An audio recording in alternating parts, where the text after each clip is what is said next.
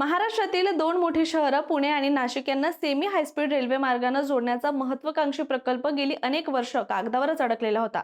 आता या प्रकल्पाच्या मार्गात मोठा बदल झाला असून तो का आणि कसा केला गेला याबद्दल रेल्वे मंत्र्यांनी संसदेत सविस्तर माहिती दिली आहे.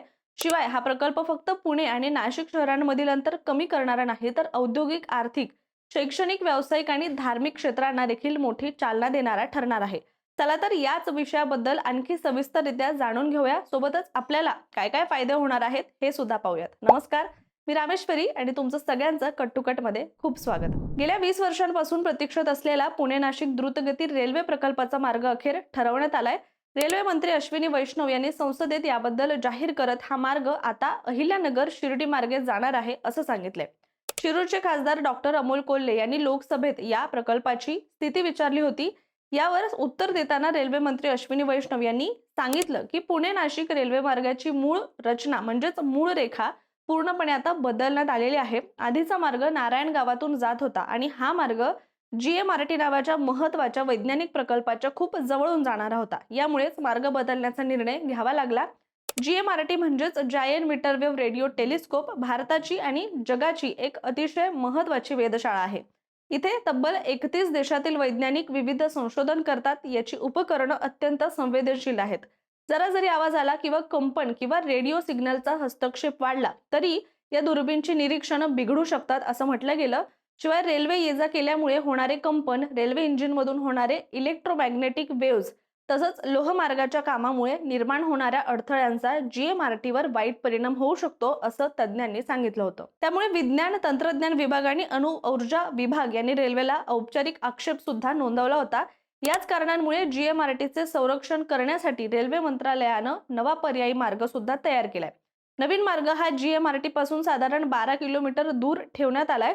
तसेच हा मार्ग ठरवताना राज्य सरकार, स्थानिक लोकप्रतिनिधी, वैज्ञानिक, तज्ज्ञ आणि रेल्वे अधिकारी यांची संयुक्त चर्चा झाल्याचं सुद्धा मंत्र्यांनी सांगितलेलं आहे. त्यामुळे आता पुणे चाकण औद्योगिक वसाहती मार्गे अहिल्यानगर, निंबळक, पुणतांबा, पिंपळगाव, साईनगर, शिर्डी असा हा रेल्वे मार्ग पुढे नाशिकला जाणार आहे. या नव्या मार्गामुळे 3 मोठ्या जिल्ह्यांमध्ये म्हणजेच पुणे, अहिल्यानगर आणि नाशिक मध्ये थेट रेल्वे कनेक्टिव्हिटी मिळणारे. शिर्डीसारख्या धार्मिक स्थळाला देखील हा मोठा फायदा होणार आहे. भाविकांना पुणे आणि नाशिक वरून शिर्डीला जाण्यासाठी आता अधिक जलद, सरळ आणि आरामदायी रेल्वे प्रवास यामुळे मिळणार आहे. या प्रकल्पाची सध्याची कामं वेगाने सुद्धा पुढे जात आहेत. शिवाय नाशिक रोड शिर्डी दुहेरीकरणाचा DPR तयार करण्यात आलाय. शिर्डी पुणतांबा या 17 किलोमीटरच्या दुहेरीकरणाला 240 कोटी रुपयांची मंजुरी मिळाली आहे. पुणतांबा निंबळक या 80 किलोमीटरच्या मार्गाचं दुहेरीकरण सुद्धा पूर्ण झालंय. निंबळक अहिल्यानगर या 6 किलोमीटरच्या भागावर काम सुरू आहे. याशिवाय पुणे अहिल्यानगर हा 133 किलोमीटर नव्या दुहेरी मार्गाचा सविस्तर प्रकल्प अहवाल 8,970 कोटी रुपयात तयार झाला असून तो रेल्वे बोर्डाकडे मंजुरीसाठी पाठवला आहे. हा रेल्वे मार्ग सेमी हायस्पीड असेल, म्हणजे या मार्गावरून रेल्वे ताशी 160 ते 180 किलोमीटर वेगाने धावू शकतील.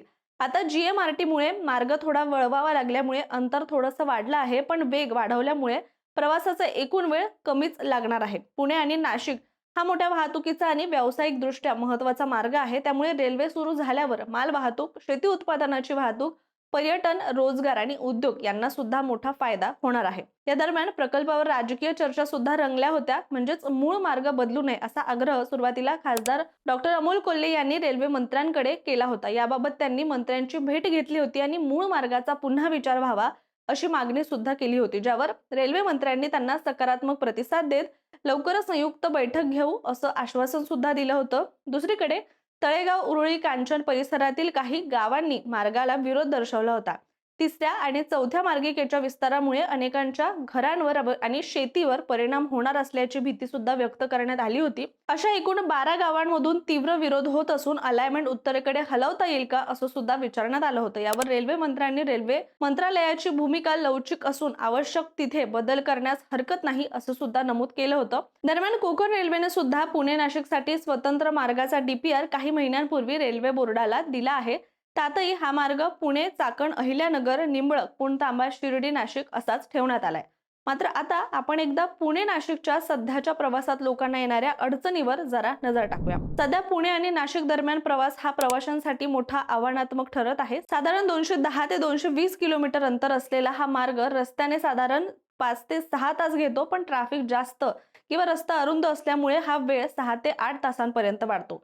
आणि त्यामुळे याशिवाय यामध्ये भर म्हणजे शहरातील वाहतूक कोंडी ही समस्या आहेच. शिवाय सध्या या मार्गावर थेट रेल्वे सेवा नसल्यामुळे लोकांना फक्त बस, खासगी कार किंवा शेअर कॅबवर अवलंबून राहावं लागतं, ज्यामुळे प्रवास खर्चिक आणि वेळखाऊ ठरतो.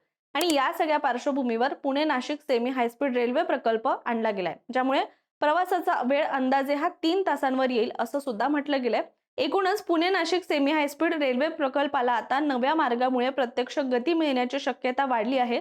पुणे, नाशिक आणि मध्य महाराष्ट्रातील लाखो नागरिकांचा हा प्रकल्पाचं स्वप्न असून रेल्वे मंत्र्यांच्या आश्वासनामुळे कामाला लवकरच सुरुवात होईल अशी अपेक्षा सुद्धा व्यक्त केली जाते. या मार्गामुळे प्रवासाचा वेळ कमी होणार आहे, पर्यटनाला चालना मिळणार आहे, उद्योगांना वेग मिळणार आहे आणि विशेषतः शिर्डीला जाणाऱ्या भाविकांसाठी सुद्धा हा मार्ग म्हणजे मोठी सोय ठरणार आहे. महाराष्ट्राच्या विकासात हा प्रकल्प एक महत्त्वाचा टप्पा ठरणार आहे, हे सुद्धा निश्चितच आहे. तुम्हाला हा व्हिडिओ कसा वाटला कमेंट करून नक्की सांगा आणि अशाच माहितीपूर्ण व्हिडिओसाठी कट टू कटच्या YouTube चॅनलला सबस्क्राईब करायला विसरू नका.